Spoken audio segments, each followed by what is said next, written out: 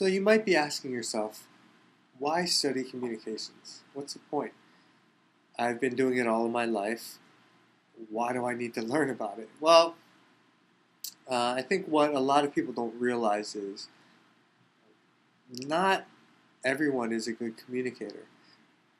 It's not to say that you can't become a good communicator, but I don't think there really is a such thing as being born a good communicator. You kind of have to learn how to do it.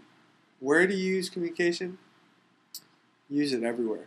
In the workplace, with family members, in relationships, with strangers, anyone you know, any kind of interactions that you have, all of that is communication, whether that be verbal communication or nonverbal communication.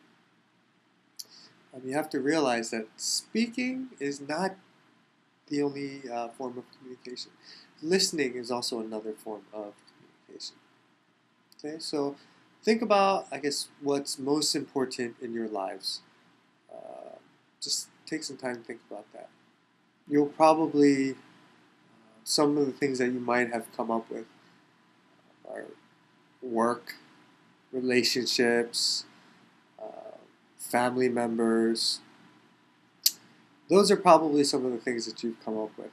All of those things require effective communication to have a good relationship, right? Whether that be at work, you need to be able to communicate effectively with your boss or with other group members to work well together. To communicate effectively means that you're competent, basically. With family members, and even with loved ones, communicating effectively, it can help, I guess, eliminate a lot of fights that people do have, a lot of misunderstandings, a lot of hurt feelings. There's so many things that can be avoided if you're able to communicate effectively. Now, you might be asking, okay, so what are all of the different types of communicating or communication? Well, there's intrapersonal communication, intrapersonal, which basically is another word for self-talk. For example, if you've ever taken a test and you didn't do particularly well, as you're leaving the classroom, you might have kicked yourself saying, oh man, I should have studied more, I shouldn't have procrastinated and waited all this time before the test to study. That's an example of self-talk or intrapersonal communication. And then there's interpersonal communication, which is communicating with another person. Again, that can be verbal or nonverbal.